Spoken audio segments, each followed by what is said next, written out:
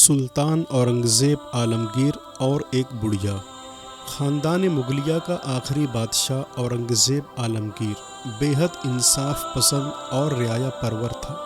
یہ شہنشاہ اپنے ملک کے حالات سے آگاہ ہونے کے لیے اکثر بھیس بدل کر نکلا کرتا تھا۔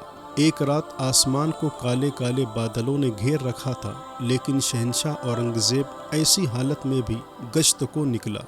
وہ ایک معمولی مزدور کا لباس پہنے ہوئے گلیوں اور بازاروں سے گزر رہا تھا کہ اچانک موسلادھار بارش ہونے لگی۔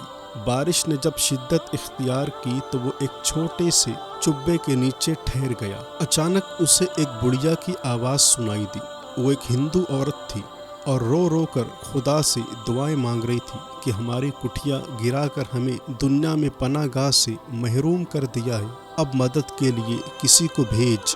بادشاہ کے دل کو ٹھیس سی لگی۔ اس کے وہم و گمان میں بھی یہ بات نہ تھی کہ اس کے ملک میں ایسے غریب بھی بستے ہیں۔ وہ سیدھا جھونپڑی کے دروازے پر گیا اور بڑھیا سے پوچھا، کیا بات ہے؟ آپ رو کیوں رہی ہیں؟ بوڑھی عورت نے جواب دیا، بیٹا، ہماری جھونپڑی کی چھت گر گئی ہے اور ہم لوگ بھیگ رہے ہیں۔ میرا خاوند تو بہت بوڑھا ہے، وہ اس سردی کا مقابلہ نہیں کر سکتا۔ پھر اس نے لمبی آہ بھری اور کہا، شاید یہ ہماری زندگی کا آخری وقت ہے۔ گھبراؤ نہیں، میں ابھی ٹھیک کر دیتا ہوں۔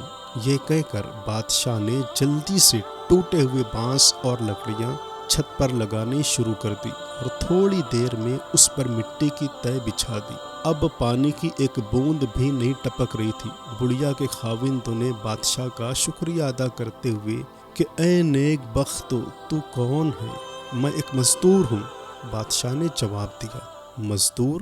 بڑھیا کے خاوند نے ایک نظر غور سے بادشاہ کو دیکھا اور پھر کرتے کی جیب سے ایک چونی نکال کر بادشاہ کے ہاتھ میں تھما دی اور بولا، معاف کرنا بھائی، اس وقت تو صرف ایک چونی ہی ہے، تم صبح آ کر اور پیسے لے جانا، تم نے مجھ غریب پر بہت احسان کیا ہے۔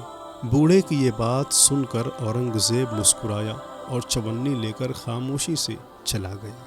دوستوں، یہ تھے ہندوستان کے وہ عظیم بادشاہ سلطان اورنگزیب عالمگیر، جو انسانیت نواز اور انصاف پرور تھے اور اس طرح خدمت کر کے اور اس انداز سے رعایا کی دلجوئی کیا کرتے تھے۔